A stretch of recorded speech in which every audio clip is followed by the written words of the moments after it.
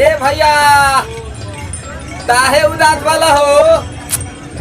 का कोही रे देखना बड़ी लाइन लगल बा तो दा ना तू है भिरिया में दल चढ़ा दो। उजा जल चढ़ता कि भांग चढ़ता? था बुझ गई नी यही थे थावन में बाबा बाबुलाई लहलन। अरे तो एक कोनो उपाय बा? बानू इनता ते दो थल दली पियावे ते परी का रे? अब थू ना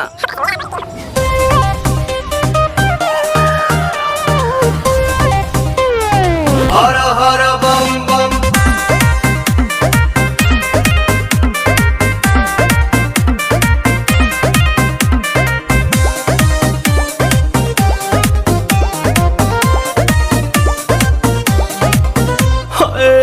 टेंशन में रहतानी काहे भोले दानी अभांगा जा छोड़ दी साफा लइकन के कहल मानी ताजा ताजा लाइल बानी अखिया खोली देख ली ना पीली पुदीना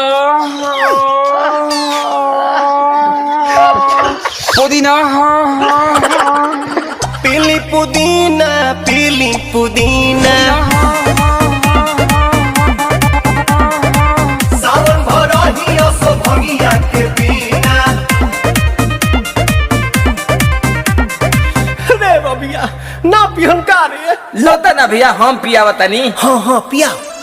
भनिया धतुलावा थोली बतली तवे तदी भनिया धतुलावा थोली बतली तवे तदी ए तबे लतालाई तली बाबा ए तलोते तदी ए तबे लतालाई तली बेलूरा ताता तली जाना तानी बाबा रउआ भंगिया के बिना कम न चलेला एको दिन राम तनी का ख्याल करी सेवा के अपना हो चढ़ल बाटे सावन के महीना राम। रुको भौजी ये लोग के समझावा तनी।